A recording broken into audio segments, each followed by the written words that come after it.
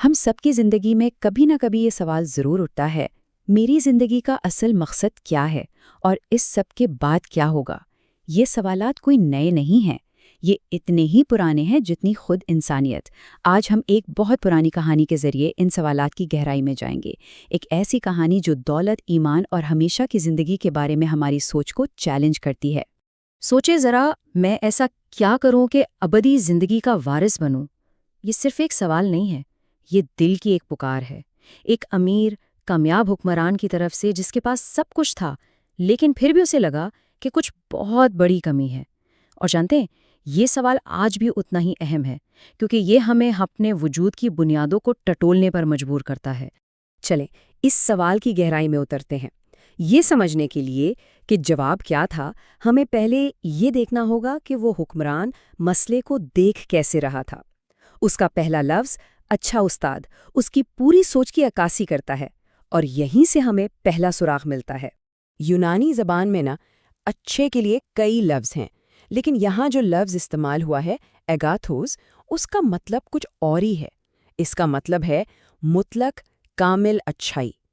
یہ وہ اچھائی نہیں جو ہم کسی اچھے کام یا اچھے دوست میں دیکھتے ہیں، نہیں، یہ وہ اچھائی ہے جو صرف اور صرف خدا کی ذات میں پائی جاتی ہے۔ اور یہیں سے یسوع اس حکمران کی سوچ کو چیلنج کرنا شروع کرتے ہیں۔ تو اچھائی کا پیمانہ کیا ہے؟ کیا یہ وہ ہے جو ہمارا معاشرہ کہتا ہے، جو آج صحیح ہے کل شاید نہ ہو، یا پھر کوئی حتمی اٹل معیار ہے؟ یہ سلائیڈ اسی فرق کو واضح کرتی ہے۔ ایک طرف ہے معاشرتی اچھائی جو ریت کی طرح بدلتی رہتی ہے، اور دوسری طرف ہے الہی اچھائی جو ایک چٹان کی طرح اپنی جگہ قائم ہے۔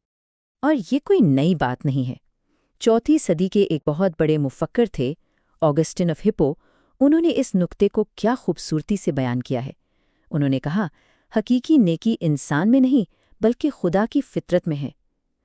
تو یسوع اس حکمران کو ڈانٹ نہیں رہے تھے، وہ اس کی سوچ کی بنیاد ہی ہلا رہے تھے۔ وہ کہہ رہے تھے کہ تم غلط معیار سے شروع کر رہے ہو۔ اچھا، تو پہلی غلط فہمی تو اچھائی کو لے کر تھی، اب آتے ہیں دوسری اور شاید اس سے بھی بڑی غلطی پر۔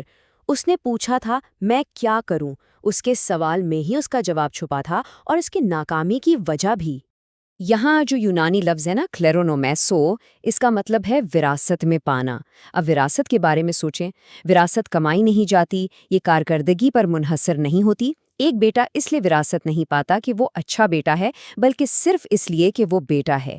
یہ رشتے کی بات ہے، کارکردگی کی نہیں۔ اور یہ بات آج کی ہماری حاصل کلچر کے بالکل خلاف جاتی ہے ہم ہر چیز کو کمانے کی کوشش کرتے ہیں، اچھی نوکری، اچھا گھر، یہاں تک کہ خوشی بھی۔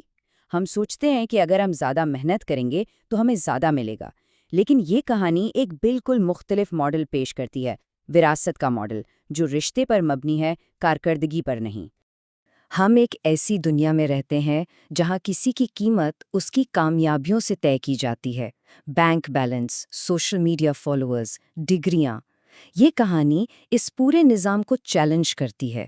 یہ کہتی ہے کہ حقیقی قدر کارکردگی میں نہیں، رشتے میں ہے۔ تو اگر مسئلہ اچھا ہونا بھی نہیں ہے اور نہ ہی نجات کمانے کی چیز ہے، تو پھر وہ امیر حکمران ناکام کیوں ہوا؟ یہیں سے کہانی کا سب سے چونکا دینے والا حصہ شروع ہوتا ہے، جو اصل رکاوٹ کو بے نقاب کرتا ہے۔ سب کچھ بیچ ڈال، یہ کوئی نرمی سے دیا گیا مشورہ نہیں تھا۔ یونانی زبان میں یہ ایک حکم ہے، ایک چیلنج۔ جیسے ایک سرجن کا نشتر جو سیدھا مسئلے کی جڑ پر لگتا ہے، یہ ویسا تھا۔ اور یہی اصل بات چھپی ہے۔ مسئلہ پیسہ نہیں تھا، کبھی بھی نہیں تھا۔ مسئلہ تھا دل کا جھکاؤ، دل کی وفاداری۔ 2 صدی کے مفکر کلیمنٹ آف الیگزینڈریا نے کہا تھا کہ ہمیں اپنے بٹوئے سے پیسہ نہیں بلکہ اپنی روح سے ہوس نکالنی ہے۔ رکاوٹ کوئی بھی چیز ہو سکتی ہے جس نے خدا کی جگہ لے لی ہو۔ اور یہ سوال صرف اس امیر حکمران کے لیے نہیں تھا، یہ ہم سب کے لیے ہے۔ آج ہماری زندگیوں میں وہ کیا چیز ہے جس پر ہم سب سے زیادہ بھروسہ کرتے ہیں؟ ہماری حفاظت، ہماری شناخت، ہمارا مستقبل کس چیز سے جڑا ہے؟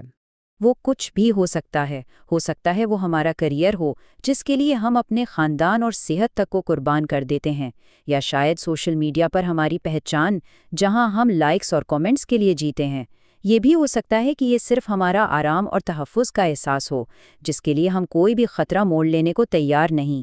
یہ سب ہمارے جدید دور کے خدا ہیں، جو ہم سے وہی وفاداری مانگتے ہیں جو صرف حقیقی خدا کا حق ہے۔ جب حکمران مایوس ہو کر چلا گیا تو شاگرد بھی ہل گئے۔ ان کے ذہن میں یہی آیا کہ بھئی اگر اتنا نیک، اتنا امیر آدمی بھی نجات نہیں پا سکتا تو پھر کون پا سکتا ہے؟ ان کا یہ سوال ہمیں کہانی کے کلائمیکس کی طرف لے جاتا ہے، جہاں انسانی کوشش ختم ہوتی ہے اور الہی فضل شروع ہوتا ہے۔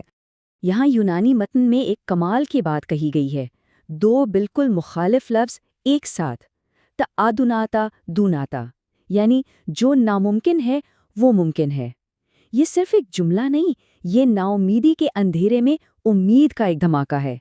یہ ایک ایسا موڑ ہے جہاں شاگردوں کو لگ رہا تھا کہ سب کچھ ختم ہو گیا ہے۔ اور یہی اس پوری کہانی کا خلاصہ ہے۔ یہ کہانی اس امیر حکمران کی ناکامی کی نہیں بلکہ خدا کی قدرت کی ہے۔ یہ ہمیں بتاتی ہے کہ جب ہم اپنی طاقت پر بھروسہ کرتے ہیں تو ہم ناکام ہوتے ہیں، لیکن جب ہم خدا پر انحصار کرتے ہیں تو ناممکن بھی ممکن ہو جاتا ہے۔ اسی کو فضل یا گریس کہتے ہیں۔ چوتھی صدی کے ایک اور مفکر گریگوری آف نیسا نے اس کو بہت خوبصورتی سے سمجھایا۔ کوئی شخص اپنی طاقت سے خود کو نہیں اٹھا سکتا، یہ خدا ہے جو اسے اٹھاتا ہے۔ یعنی نجات کوئی سیڑھی نہیں جس پر ہم چڑھتے ہیں، بلکہ یہ ایک ہاتھ ہے جو ہمیں اوپر کھینچتا ہے۔ تو آخر میں اس پوری بات سے ہم کیا سیکھتے ہیں؟ 5 اہم باتیں ہیں۔